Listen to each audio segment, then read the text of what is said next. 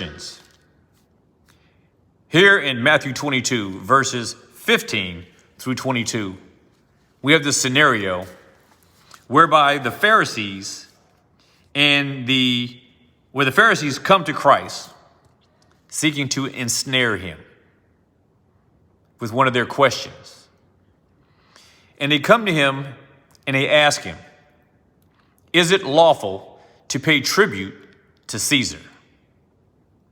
Now, you had two factions represented here in this passage. You have the conservative Jews and you have the liberal Jews. Sound familiar?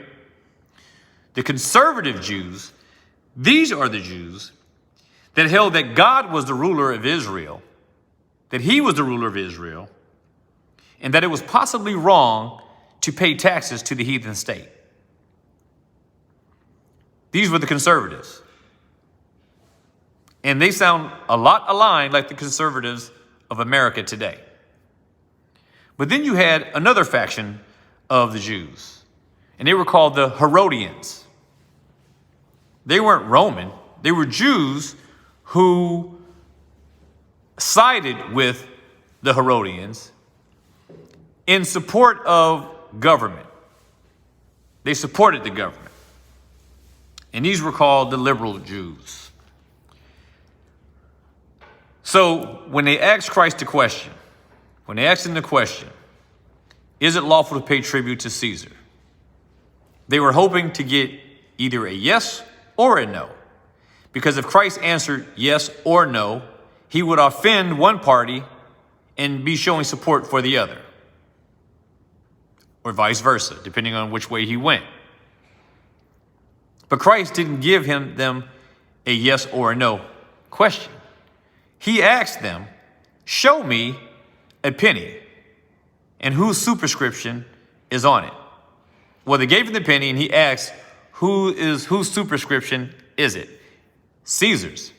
So then Christ said, well, render to Caesar the things that are Caesar's and render to God the things that are God's.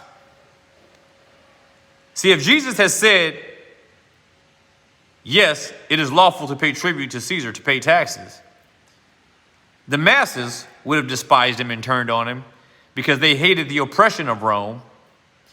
But if he had said no, then the Jews would have hauled him off to Rome to get him persecuted and punished for being a traitor and a rebel to the government. And he would have been crucified a lot sooner. But that's not what Christ did. He said to render to Caesar the things that are Caesar's and render to God the things that are God's. This kind of a response to this is not something that comes from men.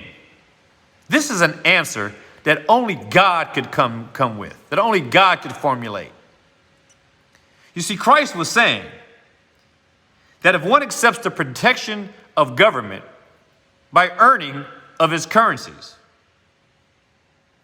and if they accepted the privileges provided by the government, then one is under obligation to pay taxes to the said government. If you're going to make money off the government, you should pay taxes to that government.